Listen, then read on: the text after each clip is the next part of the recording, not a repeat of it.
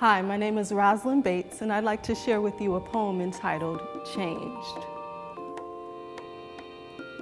What's on your mind? I'll tell you what I'm thinking. In January 2009, I read it one morning and I'll never forget it. Psalm 66:12, you have caused men to ride over our heads.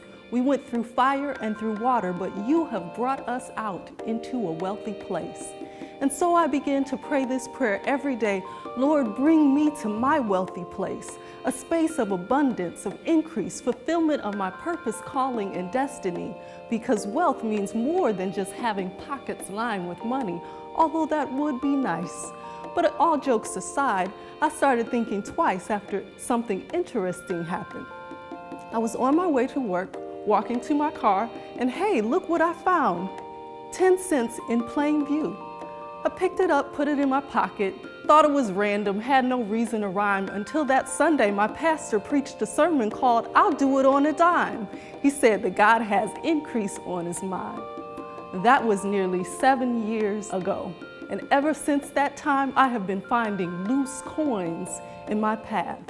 See, every coin became a symbol of change. Yes, change and transformation. God gave me revelation using coins. He's changing me, rearranging me, increasing my faith and his power inside of me.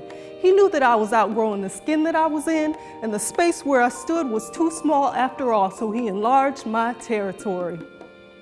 And he's bringing me out into a wealthy place, a space of abundance, of increase, fulfillment of my purpose, calling, and destiny. A penny for your thoughts, Lord. How precious are your thoughts toward me. How great is the sum of them.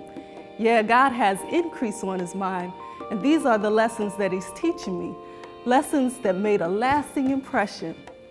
Nearly 7 years and hundreds of coins later, I believe God much more than I believe in a recession, and I just laugh because my character is getting debt-free from the love of money, and I am certain that Jehovah Jireh will take care of me. See, prosperity begins in my mind and my mentality. As a man thinks in his heart, so is he, and I will prosper and be in health even as my soul prospers. So like the Virgin Mary, I'm saying and I'm praying, Lord, be it unto me. My soul does magnify the Lord. God, please increase yourself in me. Let me see you bigger and know you with greater intensity. Some plant, some water, but God gives the increase.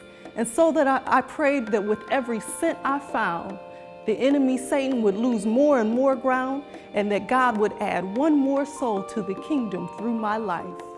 See, lost coins are really lost souls just waiting to be found, saved, and celebrated. Like the woman who searched for her coins so diligently, Jesus came to save that which was lost, emptied himself of the riches to die on a rugged cross to save the less fortunate people like you and me.